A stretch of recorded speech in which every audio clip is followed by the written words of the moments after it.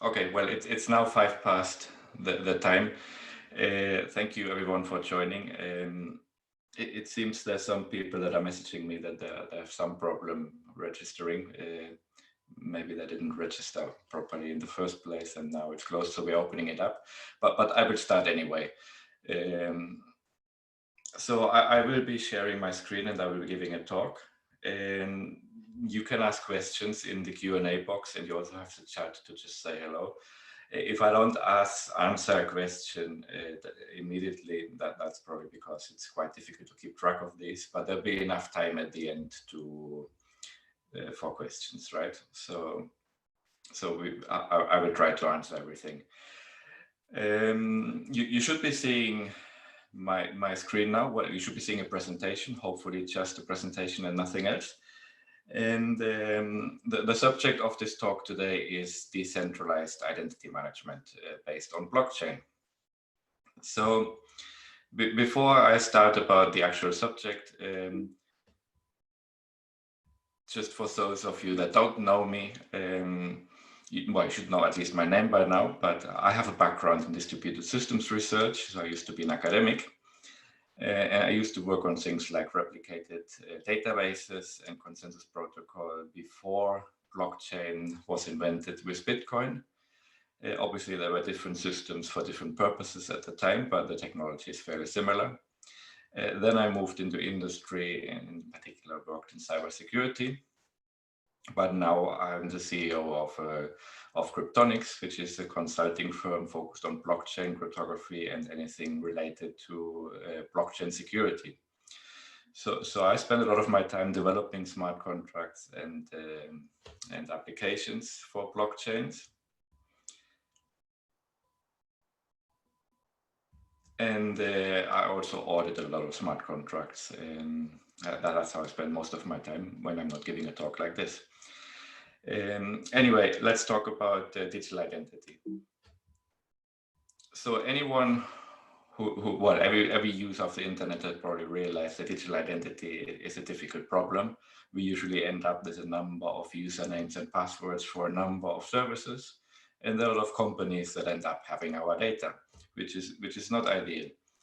And the reason for this problem is summed up here by this quote by Kim Cameron, who is quite a name in the identity research field.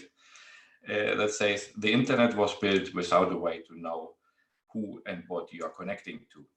And that's true, right? So if we think about the internet protocols like TCP IP, identities stop at IP addresses, right? So there's no way of identifying a user built into the protocols, even in HTTP and all these things. That's not built in. So people end up building solutions on top of this. And of course, people have different ideas on what a solution should look like. And that's how we ended up in the situation we are now. And before I actually try to classify identity management solutions, let's look at what identity in general has in common, right? So this diagram here is called, well, you tend to call it the trust triangle. And basically it says that there's an identity, and that identity has some credentials, like a right to authenticate somewhere. And that credential is issued by an issuer, and it is verified during the act of authentication, for example, by a verifier. And the verifier has to trust the issuer. Of course, in many systems, the verifier and the issuer are the same person, right? So I issue credentials for someone to log onto my systems, and I will also verify this when they make use of the credentials. But it doesn't have to be this way, right? So it can be different entities, and there's this trust relationship between the issuer and the verifier. And this trust relationship is common to all identity solutions, even decentralized solutions, which we'll talk about today. So to start off at the beginning, we had centralized identity, right? Which is a company giving a username and a password to an individual so that the individual can log on to a service. And this worked quite well to start with, but it has obviously this problem that we have all these different identities, and these companies end up with our data. Right? So I've got a Facebook account, a Google account, and a lot of different accounts. So a slight improvement to this was federated identity management, where you actually have the notion of a federated identity provider. So that's your typical sign-on with Google, right? So you have an identity provider that you use as a sign-on service, as authentication service. So typically you get the token from the provider, and you can use that to talk to the company you want to talk with. That's a little bit better, but we still end up with, you know, accounts on Google, sign on with Google, sign on with Facebook. We've got different of these providers, and they're not standardized really. And that goes, so that brings us to decentralized identity, which is what we are working on now, and is what the main subject of this, the main topic of this webinar in particular. So basically, we still have a company that needs to verify credentials, and we still have an issue of these credentials, but the identity is represented on a distributed ledger, and the individual is in charge of the data. I'll explain this in more detail in a minute. But the important part here is that the identity is managed through a distributed ledger, a blockchain, right? So before we talk about this, let's just look at this table here that compares the model, right? In the centralized model, we have technologies like usernames and passwords. We might even have multi-factor authentication and single sign-ons, but we still have this problem that the identity is fragmented over many enterprises. They are in control of our data, and these centralized places are honeypots for cyber attacks, right? So they're very vulnerable central points of failure. So in the federal model, which is drawn in a slightly different network configuration here, we have technologies like OAuth, OpenID, SAML, SAML, whatever you want to pronounce that. And the fragmentation is less, but you still have a certain fragmentation of login credentials.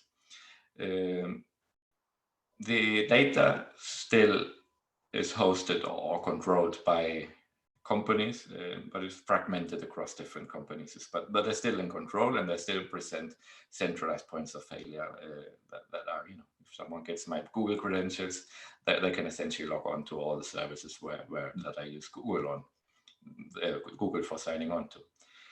So in the decentral model, we have this distributed ledger, and we use cryptography. We'll talk about all this in a minute. The identity can be portable across different services, and usually the user has this notion of an identity wallet where all the data is stored, and the user is in control of the data.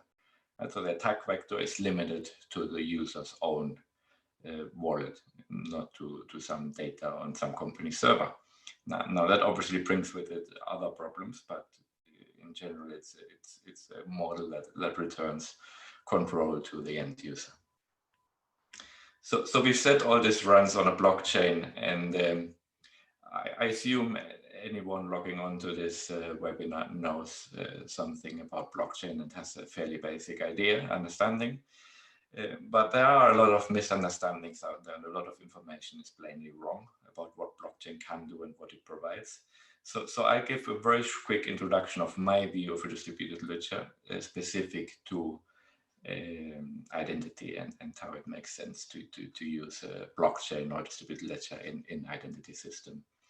So basically, a distributed ledger for me is a replicated database of transactions, which is maintained consistently over a peer-to-peer network. Right, so there's a network which is peer-to-peer, meaning there's no central server controlling things, and all the participants in this network maintain a list of transactions in the database, and that's maintained across the network in the same version. So a blockchain is just a type of distributed ledger, right?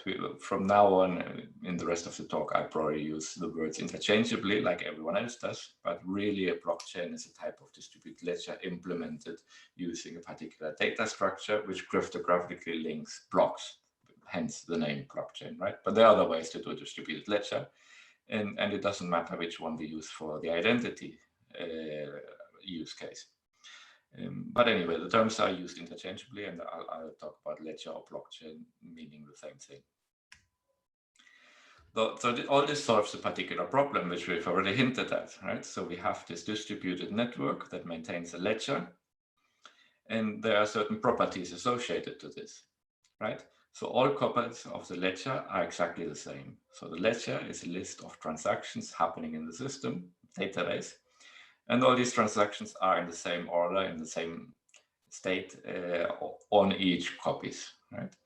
And this is quite easy to do if you have a central point of control, like a centralized server, a centralized database. But in this case, we don't have a coordinator, right? So instead, all these nodes have to reach a consensus on what the ledger should be.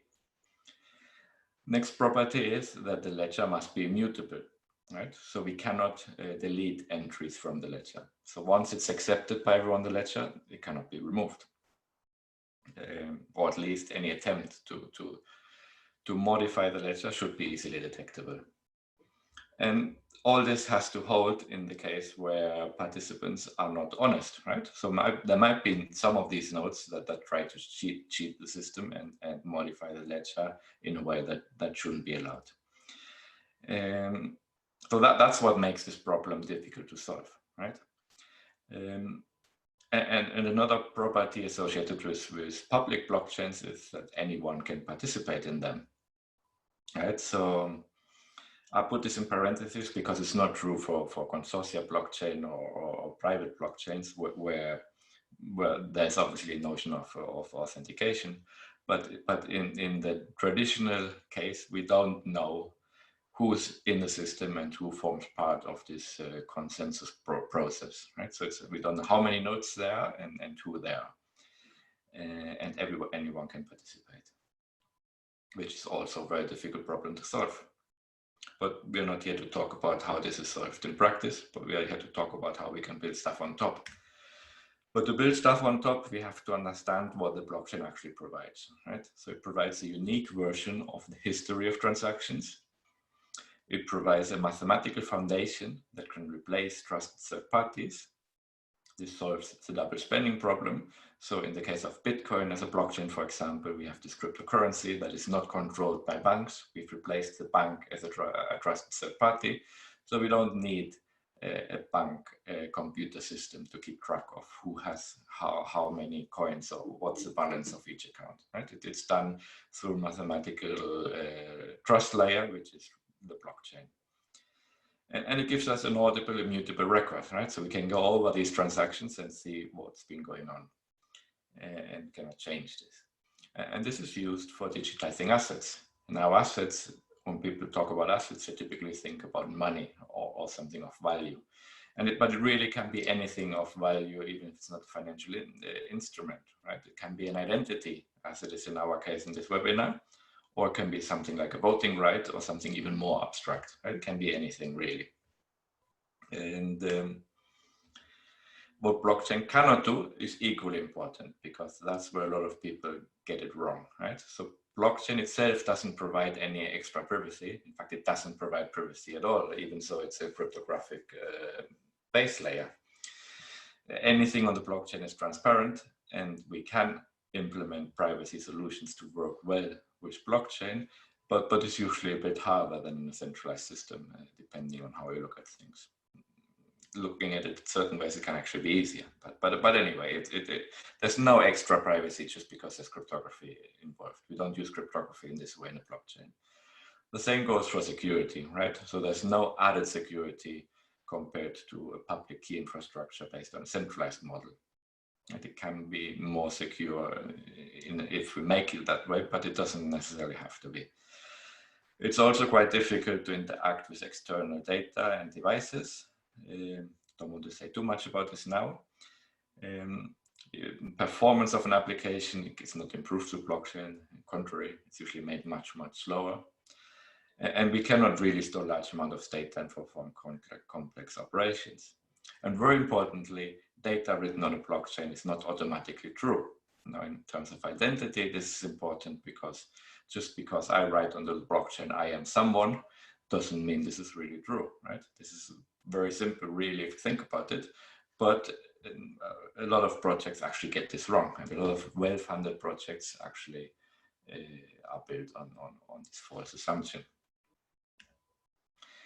So identity, like everything else in the blockchain, is represented through a concept which I call digital ownership, right? So we have a real world asset, which I've drawn here as a painting, but it can be something abstract that doesn't exist in the real world, like, like a cryptocurrency or a token, or it can be something even more abstract, like our identity representation, right? So that's represented on the blockchain in some form, it's a cryptocurrency, a token, and in most cases as an entry in a smart contract-based register, right? But there's a string of numbers somewhere in the blockchain that represents something in the real world or a concept. And that digital asset is controlled by a cryptographic key, which is controlled by a person or a device or a group of people, but controlled by some entity, right? And ownership is really just the concept of having the control over the cryptographic private key that controls this asset.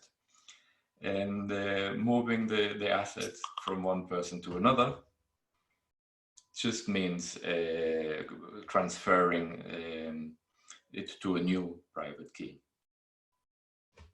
And so that's the underlying concept on how identities or anything else really makes use of the blockchain.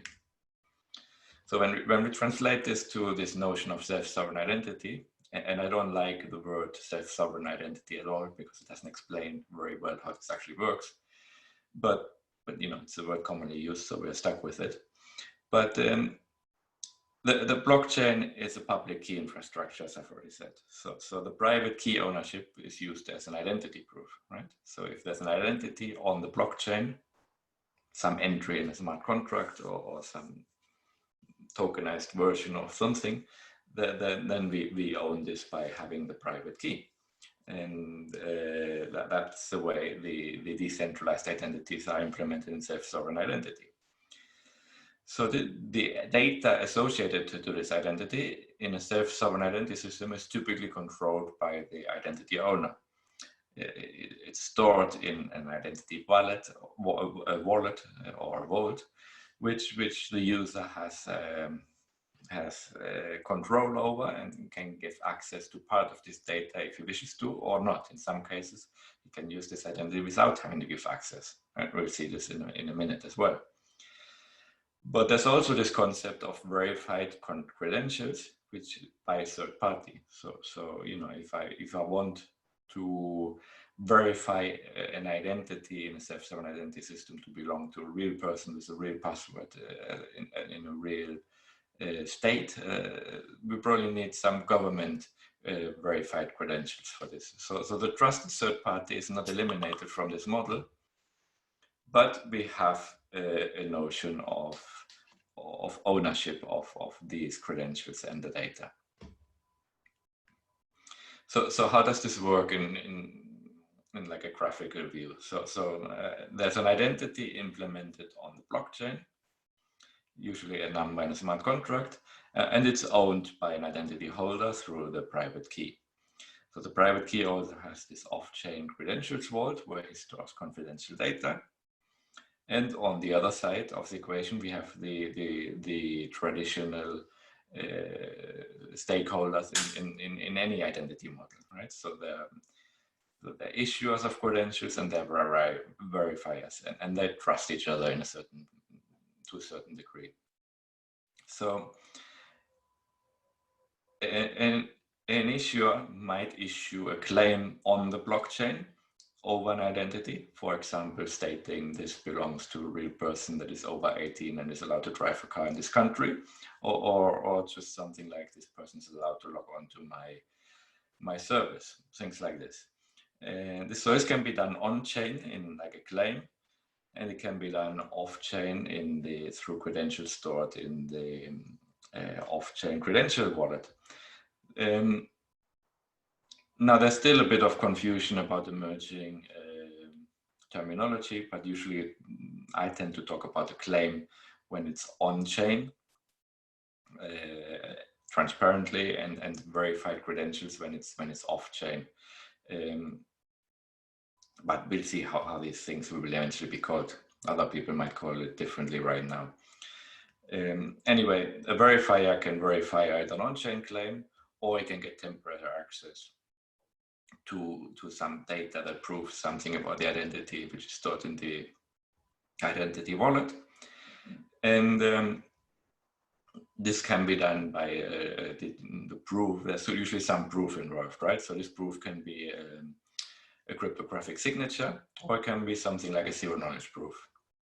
So zero-knowledge proof is beyond the scope of this webinar, but basically it's a way of proving something cryptographically about data without actually revealing the data. A typical example is signing on without revealing a password, right? So you can prove that you know the pre-image to a password hash, which is the password itself, right? But that's for another seminar, really. I present this in a layered application, layered systems view. We typically have at the bottom something called decentralized identifier, DID or DID. Different people pronounce it differently. And then there are verifiable claims or credentials on top of that, and authentication. Sometimes this diagram is drawn the other way around, authentication below verifiable credentials. But really, if you think about it, authentication is a specific type of, very simple verifiable credential. This person is allowed to log on. And anyway, this is still emerging technology. It's fairly new, and there are standards being developed all over the world. So I've just listed. We're a European company, so I've listed the most relevant standards for us. So we already have in place EIDAS, or I don't know how to pronounce it correctly, really, but it's a European identity regulation, a regulatory framework for digital identities in the European Union. And fairly related to that, because this framework is not specific to self-sovereign identity, but related to that, we have the European Self-Sovereign Identity Framework, ESIF, which is currently developing a European identity based on this whole self-sovereign identity model. And it's building this on the European blockchain infrastructure, which is also being developed. So we don't actually know how that will look like in the end, but it's probably, well, it is sure to be, it's being developed that way, so something based on emerging W3C standards. So the World Wide Web Consortium is very close to, relatively close to finalizing a certain set of standards related to all of this. And we typically build on draft versions of this. So no one right now has a standard compliant implementation because the standard is not finished yet. But anyway, let's look at how this is expressed in practice. So you can think of these DIDs as comparable to URLs, right? That identify a document or something, some resource on the World Wide Web. So a DID is really just a string which starts with a scheme identifier, which is DID. And then it describes a DID method, and then there is the rest is specific to a DID method. Now, the DID method is defined in the DID method specification, and it really states how the information stored on the blockchain is meant to be translated from a certain implementation to a standard compliant document, which is called the DID document, which is what we see on the right. So that has a fairly simple format, and it's a common language defined in the standard. So you typically talk about the ID itself, and then a number of keys and services. So in this example here, there's an RSA key used for authentication, and then there's a public key listed. And the identity owner, of course, keeps the private key related to that public key. And there's also a service defined below, which is an endpoint where these credentials related to this key and ID can be verified. Right? So that's all that this decentralized identity looks like at the interoperable specification layer. So on top of this, we have credentials, right? So credentials can be issued in a document format, which looks like this, right? So this here is an example of a credential, of a verifiable credential that is a bachelor's degree, right? So this is a university degree certificate. And so it's got an ID, a type, so it says university degree credentials. So the issuer is identified. There is a date and an expiration date, which is strange in this example because usually university degrees don't have an expiration date, but anyway, it's just an example. So we have, then we have the subject, which is a certain ID, and a description, which is a certain degree, right? And below that, there's a proof, which is omitted here, but usually that would be just a digital signature of the issuer on the data contained in the document, everything that is above the proof, right? It can also be another type of proof, but usually the normal examples like this, that Chris would do would be a digital signature. So with this, you can actually verify that the person has a university degree because we have the person identified and we have the issue identified and we have got a signature stating this. So as long as we trust the university, we can trust this degree certificate. Right. So what can we build on top of this? The number of things, but I want to show a list of enterprise services which are part of our own decentralized identity certification platform, which we call Signor. And this is obviously a platform of our company, but I think it shows fairly well a number of services that can be offered using such a model. Right? So Signor is a platform using blockchain-based identity management to provide a number of enterprise services. And it's these services that are of interest here as use case studies. Right?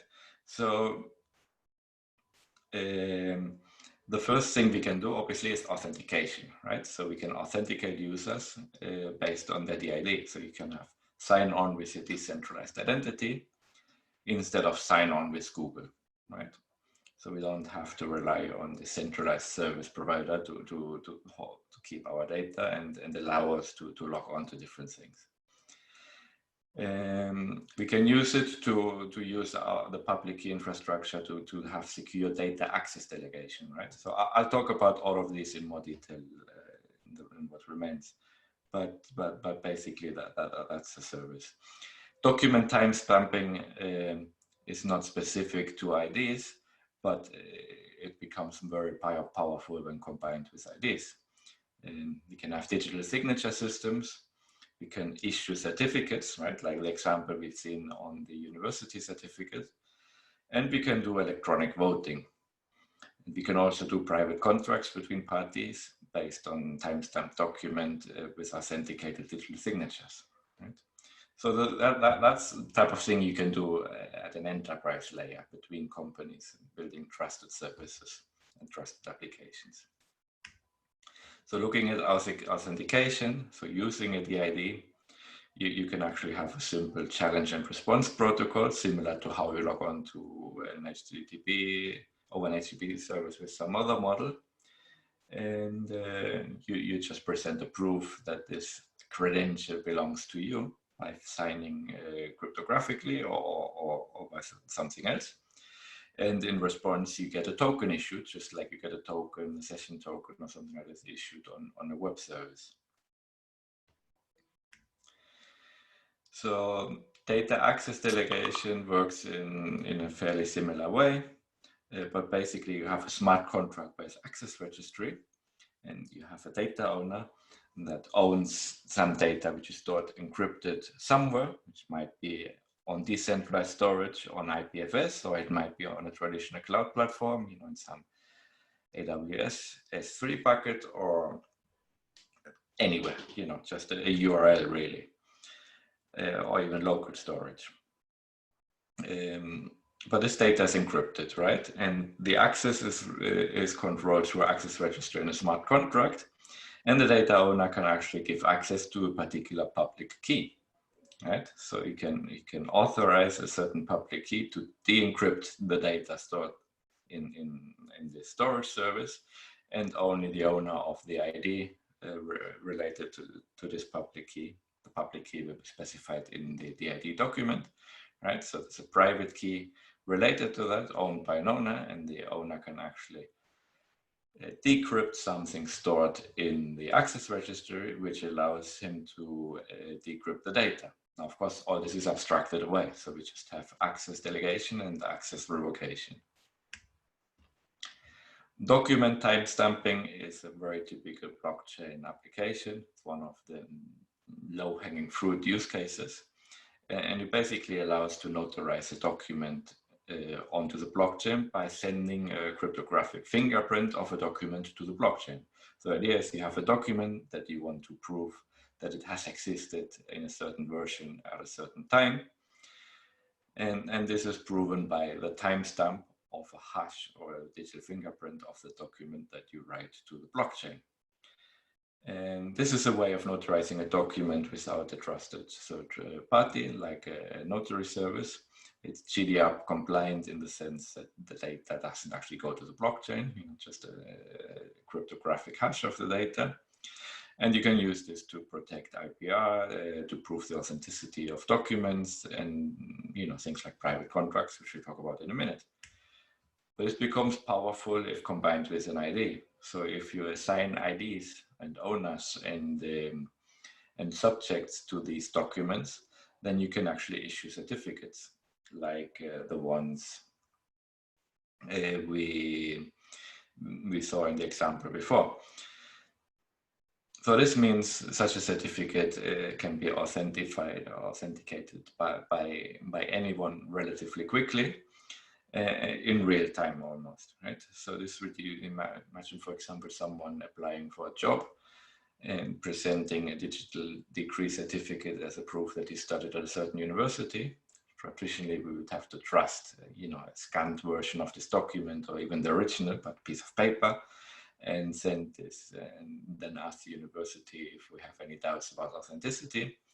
And everything takes time. In this case, we can just take it on the spot using the underlying DID and blockchain service. And that obviously reduces fraud and cost, right?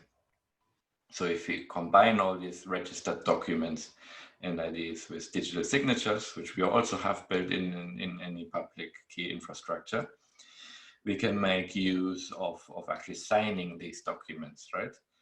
And we have a signature API for this. So this gives rise to things like private digital contracts, right? So a user interface can be used to create and sign private contracts by two parties. The document is timestamped on the blockchain, and obviously the signatures are associated with the digital identity. And there's an on-chain register of the contract, of a hash of the contract, and that sort of replaces a notary service as well. It's a bit like DocuSign. You probably all heard of DocuSign or even used it, but built on DIDs instead of centralized web service and using real cryptographic proof. So e-voting is another thing we can do. So blockchain-based elections and other votings, like in a cooperative or in some association, you can have elections built on the blockchain. Quite an interesting subject, but it's also very complicated, right? The DIDs give you this notion of knowing who everyone is and only allowing people that are allowed to vote only once. So that's an important problem solved. But then you still have to deal with the trade-off between privacy and transparency, right? Because in voting, you typically want votes to be private, but you also want this auditable record and automatic tallying and the transparency that the blockchain gives. Now, there are ways to do this privacy preserving, and there are a lot of interesting protocols. that I don't want to go into detail now.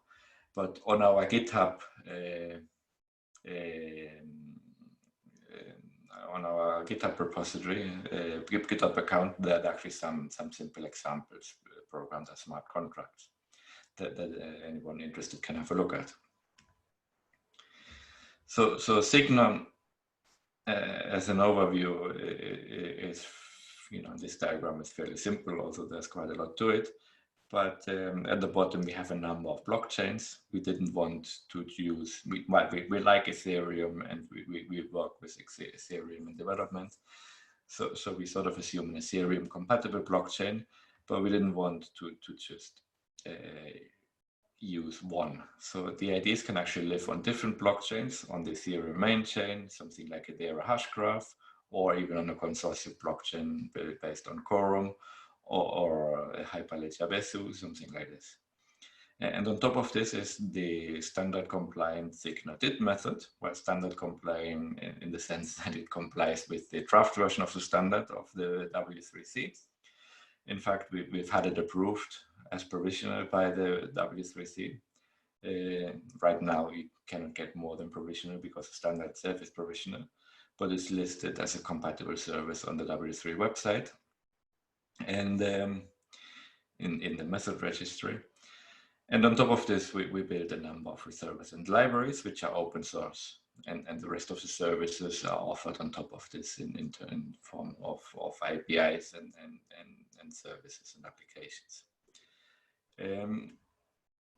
So the Signor DID method itself just translates from a smart contract on the Ethereum network to a simple form of the DID document. And our DIDs look like this, right? Just to show an example of what a real world DID look like.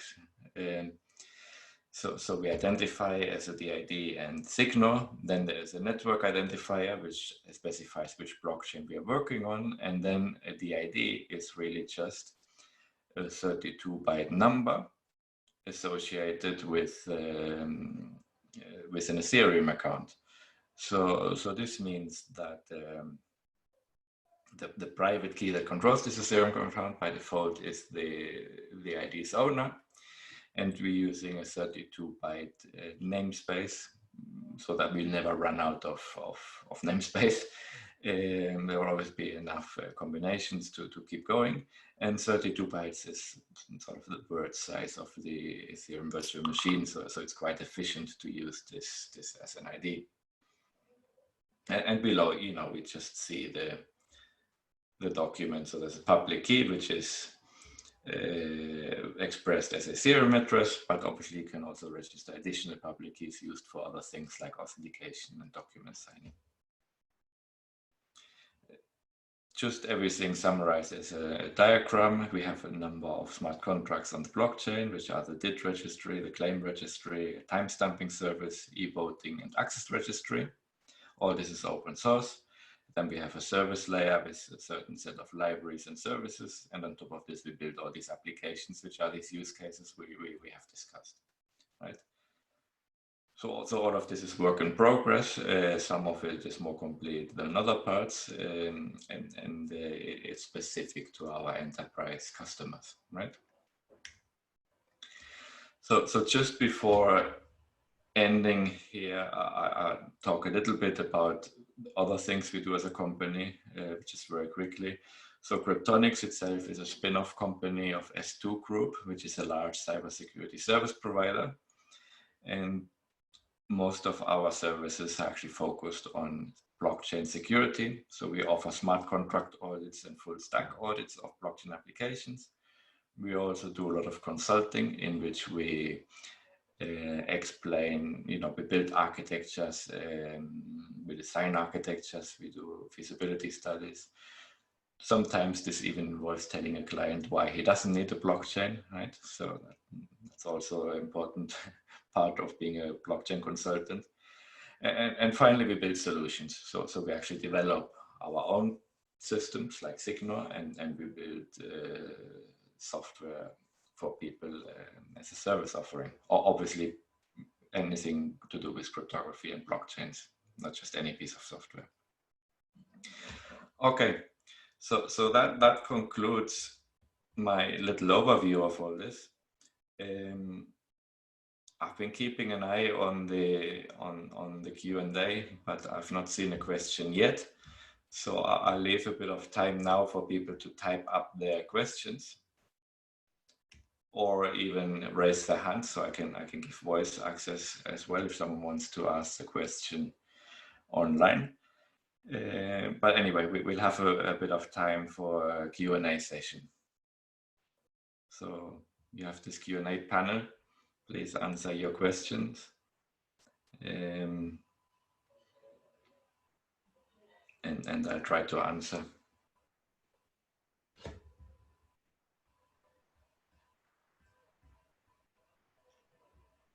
So I don't see any questions yet, but I'll leave a little bit of time because someone might be typing frantically.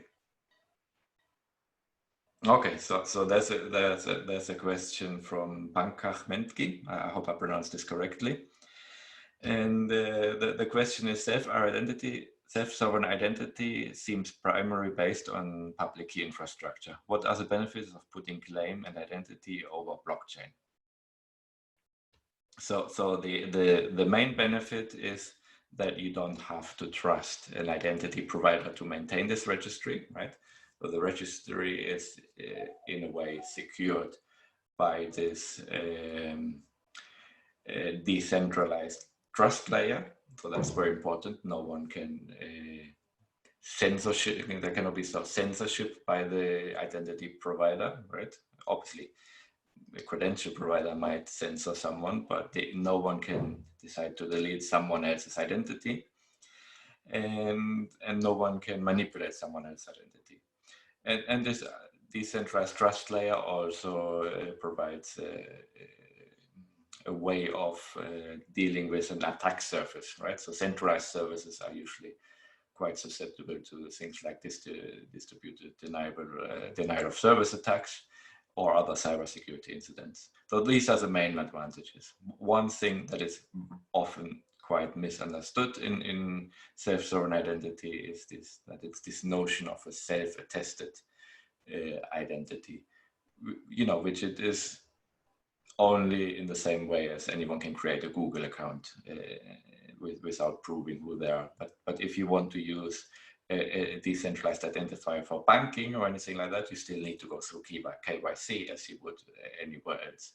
So it's not this completely new layer that avoids governments meddling with our identity, but it does give some control over the data, right? So I hope this answered the question quite well. And there's another question, which is by Laurie. Oh no, that's a thank you note. So yeah, thanks for that. That's always appreciated as well. Okay, so I don't see any more questions.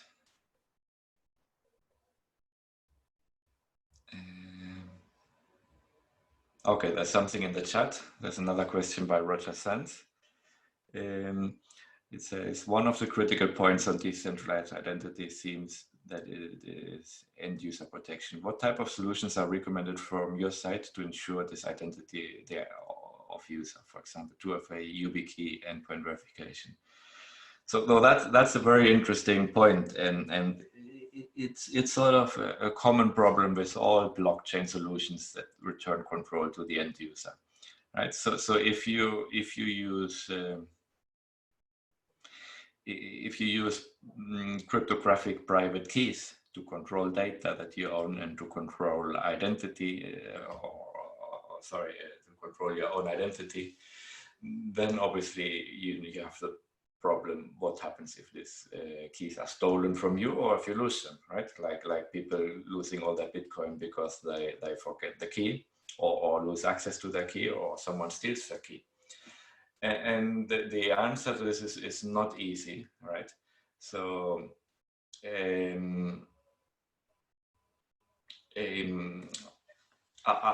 I'll answer it the similar way I would answer this about how to store cryptocurrencies, right?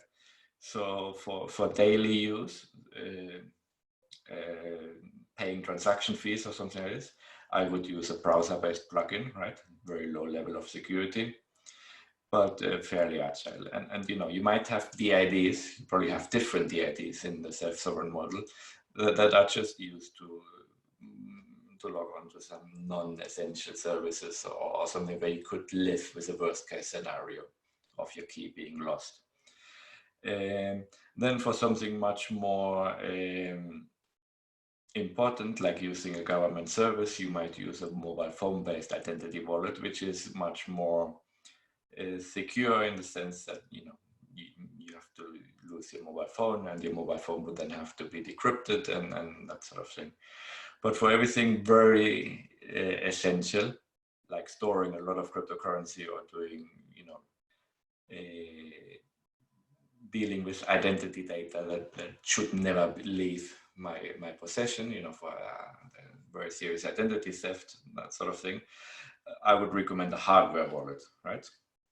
So yes, YubiKey is a way of storing keys securely. Obviously, two-factor authentication is a good way of dealing with things.